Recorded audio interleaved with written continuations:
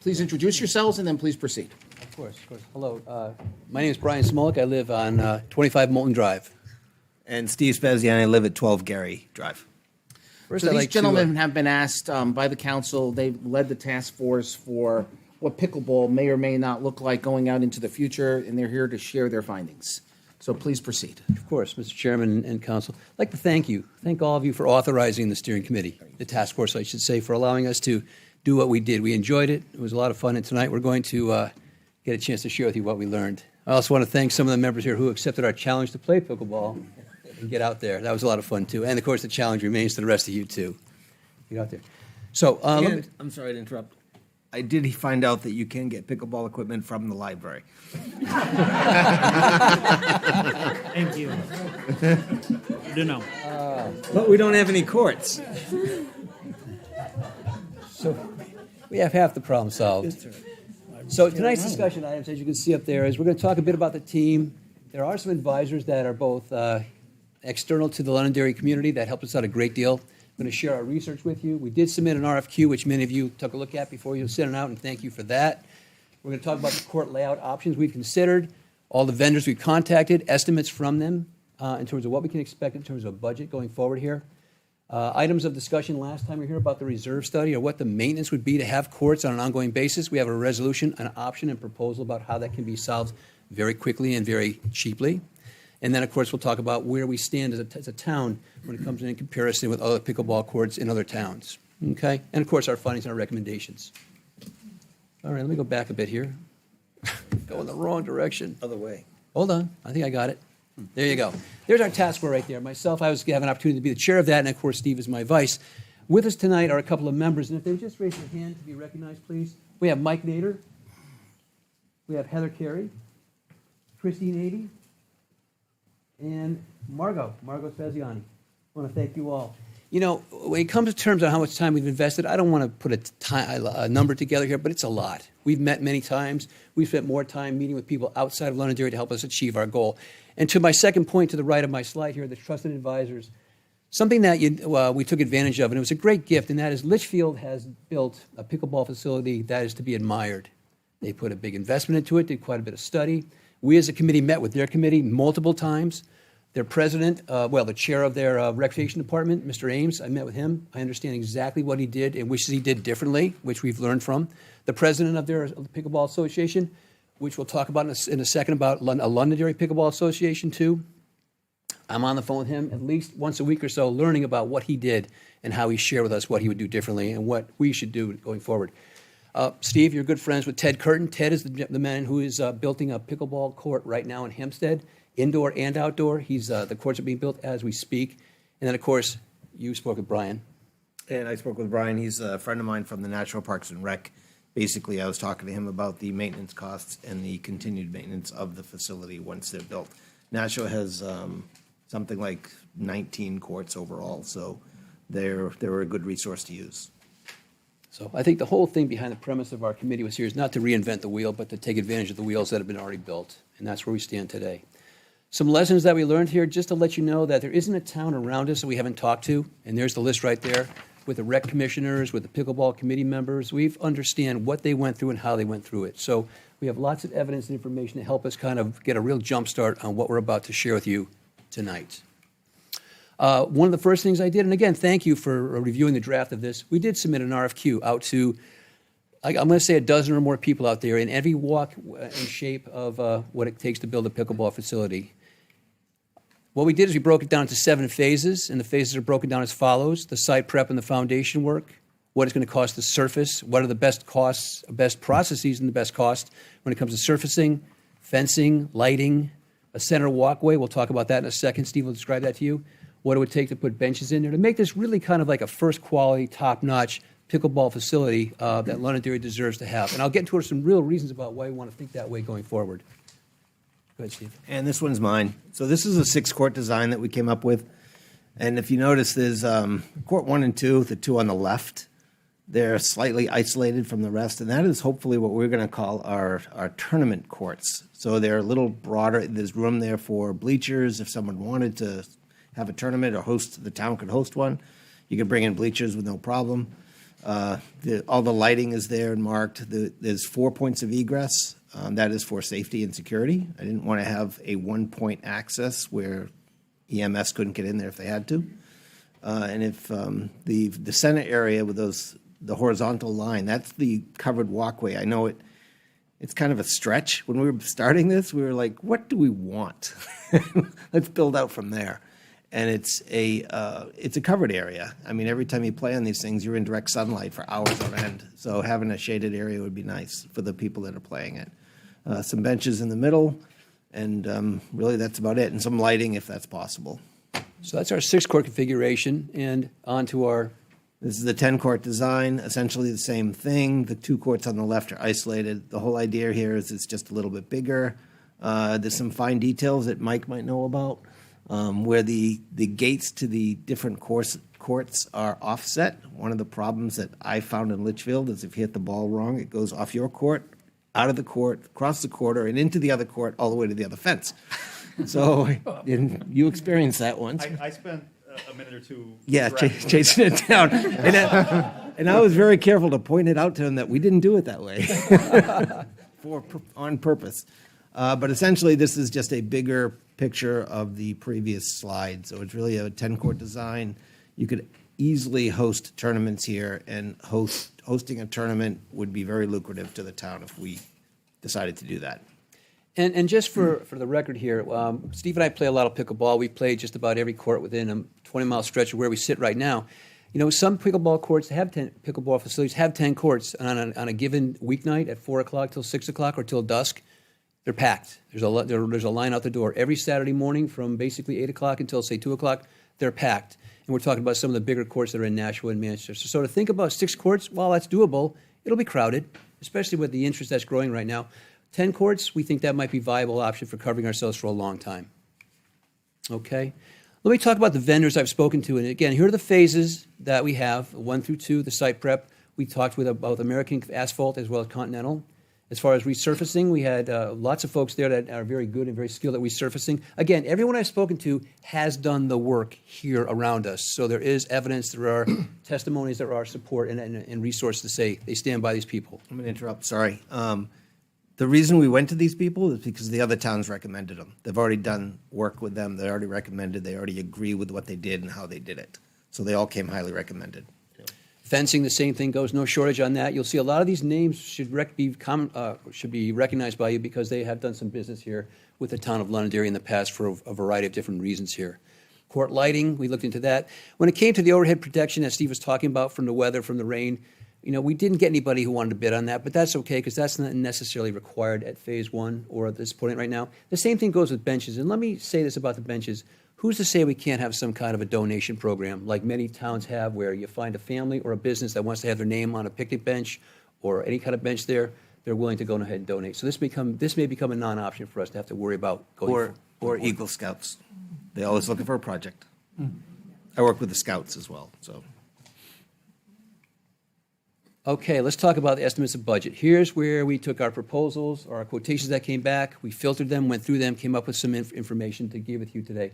This is going to give you a range about what's it going to cost. There'll be a summary slide to follow this. But basically, anywhere from $200,000 to $400,000 worth of prep work and pavement to do the 6-court, $250K to $500K to do the 10-court. And then it breaks down from there in terms of the size of the court versus the size of the cost, depending upon more lights, more fencing, okay, more surfacing, more lining, more nets. There you have it right there. And I do have written copies of all of that information, all those proposals that we've received, or quotes. If I had to summarize, here we go. The high, the low, okay? For 6 courts, we're looking at about $360,000, and there's a high of $560,000 to get the courts in. And again, this is to build the courts. And also we have $490,000 as well as $740,000. That's what it costs. Now, interesting enough, in speaking with some people on Cape Cod that I know, speaking with some people up in Maine that I know, we're getting a deal. We're talking about people coming in with a 6-court facility in Cape Cod for over $1 million. I don't know where that's coming from, but that's the kind of quotes they're getting. So I'm not suggesting that these are wrong or that we're lowballed. I'm just suggesting this is what I'm getting versus what I'm hearing. Okay? Questions? I have a question. Let's proceed. Sure, Sarah. Sorry.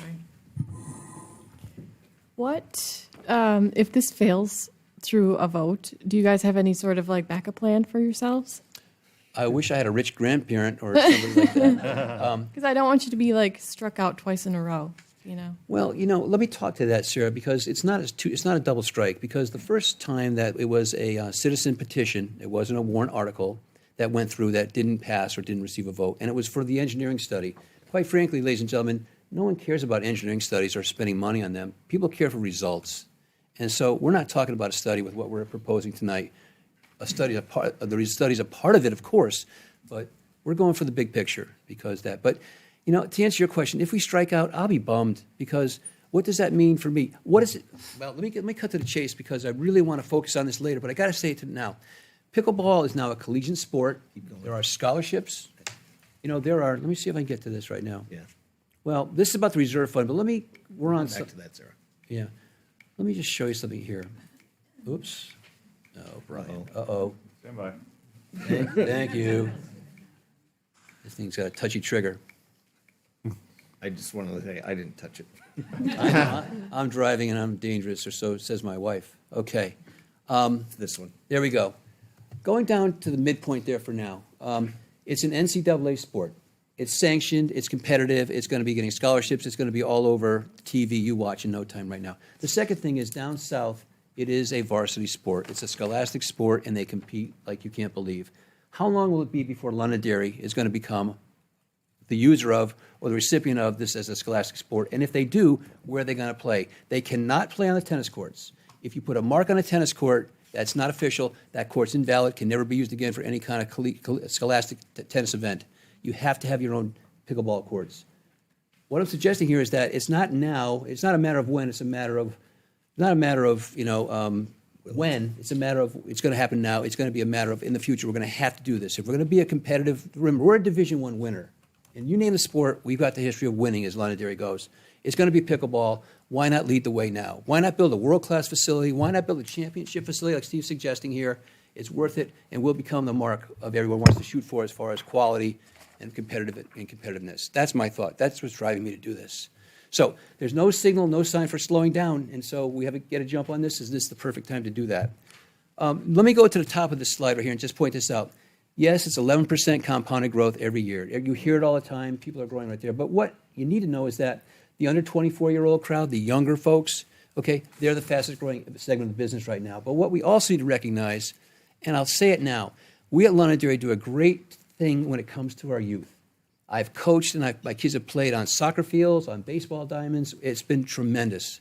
But now my kids are gone, and now I'm going to be an elder one of these days. What's in it for me, right?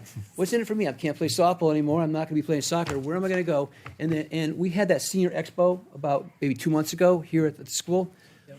I've got 3 full pages of names, addresses, emails, and phone numbers of people who want to play, want to learn, want to go, want to talk to people like Steve, who's a coach, to get out there and learn how to play. So there's no shortage of interest when the seniors go. And quite frankly, can you name one thing we do here in town that's outdoor recreational for seniors? You can't. Not today. Not today. The library doesn't count. It's not. Along those same lines, that last number, 50%, 55 or older, the core players in this game are still older, my age or even younger, actually. But 52% of the players are 55 or older right now, and it's a great outlet. Just something we'd like. Let's talk about the reserve fund, because you did bring it up the last time we were together here, and it's a concern, and it's a viable one. I'd like to address that, and I'd like to just relieve your concern. In talking with the people in Litchfield, what they've done is they built what's called Litchfield Pickleball Association. Yes, there's membership, there's a fee to it, and that fee can be anywhere from $30 to $50, because remember now, they have indoor courts there too. $30 for outdoor, $50 for both indoor and outdoor. That's how they do it. Hey, I hope someday we have indoor courts here in Londonderry, but that's not today. With that $30 to $50, they have gained more money than what's needed to maintain their courts. No reserve fund. They keep them painted. They buy new nets. They tear the holes in the fences. They keep up with it. As a matter of fact, what I learned from the president yesterday is that we actually cut a check back to the town for other needs when it comes to recreational. And they are building the pavilion now. And as Steve just mentioned to me, they're going to build a pavilion. So it's a self-funding organization. And talking with Steve and Steve's wife, Margot, we've already chatted about how we can't wait to become and build ourselves a Londonderry Pickleball Association, where we would collect the fees. We'd be, as I said, we'd be a 501c. Well, first of all, it's if you want us to do a 501c, we can. All right, we're prepared to do it. Steve's done it before. With the Scouts. With the Boy Scouts, and I would follow his lead. We'll have membership. We'll give, what does membership earn you? Privileges. What does that mean? Court time. You want Saturday mornings between the hours of, say, 8 and noon. Let's say we have 10 courts. These 5 courts are dedicated for nothing but members. And we will maintain and closely monitor that. Any monies that transfer hands will be controlled closely between ourselves and Town Hall. There will be every chance to audit so nothing goes sideways financially. Just for the record, this is at your discretion, of course. If you guys wanted to handle it internally, that's up to you. But we are willing to do the work if you are so inclined. I mean, we just put it out there. Brian is willing to do the work. And the library. So you get the picture here that we've thought about what are some things to make this go as smoothly as possible and protect ourselves on the back end. When it comes to other things like liability insurance, I'm not the best person, but we have to consider that. And maybe the fees that come from the LBA cover liability insurance for what the town might be at risk of doing. It's all part of how to take care of itself and pay for itself. We've thought about that. So there you go, the task force and what we confirmed. Let me get into where do we stand. So what you see there right now are all the towns around us and what kind of pickleball courts, outdoor, viable, playable pickleball courts. What you don't see on that list, dedicated courts. What you don't see on that list is Londonderry. Think about it. Look at that list. Everybody around us here is on that list except for Londonderry. I'm sorry, Brian. These are dedicated courts. None of these are tennis courts that are converted for both use. These are only outdoor courts, only designed for pickleball. So we didn't include anything interior, indoors, and we didn't include any tennis courts that are dual use. But sorry. Okay. To the right of that, I say the words Londonderry leads the way. That's our moniker, right? That we say that all the time, and it's true. But it's not true when it comes to pickleball, and it's not true when it comes to recreational options for our senior citizens. It's just not. And the bottom there, and this is, again, talking to the president of Litchfield, he's going to start coming up with the way you're saying, if you're not a resident, don't play. In Manchester, too. Don't come here. We're going to have ID cards, and if you don't have one, get off the court. And if you want to argue about it, the police can't wait to throw you in the back of their car. Okay? They mean business. So it's here. Derry is already doing it. You didn't see the look on the deputy chief's face when you said that. We're going to bring hairdryers with us. We have training, and we train. Anyway. And then we educate, and then we train some more. So the whole idea of courts being off limits to non-residents is becoming a real factor that we need to be aware of here, and it won't be long before it affects us, unless we do something first. Okay? We'd rather get ahead of the curve if we can. I mean, it's coming. Yeah. We're just going to eventually be in trouble. Well, Steve just stole my first bullet. Sorry. That's okay, Steve. You've done it many times. Get ahead of the demand curve. We have to get a demand curve here. I want to see us avoid, there's nowhere to play in town scenario. And that is a real fact. I hope I've conveyed tonight to you that is about to occur unless we have a way to address it here. If it's a high school sport, we have got to get in the game, because what are we going to do when all of a sudden we have to go to someone else's courts to play competitive pickleball? We don't want that. We want them to come to us, okay? And again, we want to provide a platform, for a valuable platform for recreational needs to our seniors. There's no doubt about it. And, what I was telling you about these names with 3 pages of names, addresses, and phone numbers, that was just 4 hours at the Senior Expo. If we made it a dedicated approach, and we're doing that right now with my colleague Mike, we're reaching out to the senior community, that's going to be thousands of people, in no time. If I have 100 already, 4 hours, I can't imagine how big that list will be. And what's nice about this is that that's the voter block. I know we're thinking about going to a warrant article. I get that, and that's fair, but that's a voter block. But I want us to be creative and think outside the box. What else can we do to get the ball rolling here? So you'll see my second bullet there is, you have an undesignated fund balance. I know that. I know there's a great amount of money in there. I know there's some dedicated resources for it there. I'd like you to consider, can you kickstart us in some way, shape, or form to get the ball rolling with some undesignated funds? And of course, it's a warrant article, and the voters have to vote on it, but it would be just such a kick in the right direction if we could do something in that possible direction. The third thing there is that, you asked about the engineering study. You mentioned it before, Sarah, about that, okay? We still need to do that. If the state's going to approve the permits for this they're not going to approve it because I'm a good guy and I have an aerial shot of the ground. No, they're going to want to do all they need to do as far as making sure the ground is not wetlands. What's the situation going to have the impact going to be on the area? We're going to need to spend money on that. For a source of maybe estimating what that might be, I think we said it was $7,000 2 years ago. Yeah. Or so. Yeah. Well, 16%, inflation. So I bet you it's closer to 10 now. So that's where you got to start thinking about maybe as much as 10 for engineering study. Maybe less, hopefully less. Maybe we go out for a competitive bid on that. I'd be glad to help on that one too. Okay. And then, the last one is this. I do need this. I need the town hall back warrant. A citizen's petition, we know where that's going to go. Nowhere. So I do need a town hall back warrant to go ahead and alert the viewers that you're behind us, that you see the need, and that you want to see this go forward. And that's it. There you have it. About it. We hope please, any questions or anybody have any comments Further about what we questions? presented? I just want to commend you guys for the amount of research that you guys have done and put forth, and the amount of time that you guys have put forth to this. It's quite impressive. Thank you. Thank you. It's not just us, it's the whole group. So. I understand. Yes. The whole task force. The whole task force. Anyone have any questions? We can talk about this more in budget workshop, but is there anything for this presentation? Everybody good? Gentlemen, outstanding job. Thank you very much. Thank you back. Thank you to everyone. Let me get a feel here. You guys want to do a warrant article for pickleball or not? Yes. Yes or no? Yes. Yes. Yes? Yes? Everybody wants to do a warrant article for pickleball? Yes. We just need to decide whether or not it's going to be, with or without the dome. 6 or 10 Well, 6 or 10. 6 or 10, and 6 to I 10. agree. I just couldn't take it anymore. And that can be, it sounds to me, and hopefully the pickleball guys are still here, I think they are, that could be in parts, right? Like if we got 6 approved now, 10 could occur down the road, or does that change things? No. I don't know. We can figure that out as we go forward. We need to talk to the rec people, the engineering people.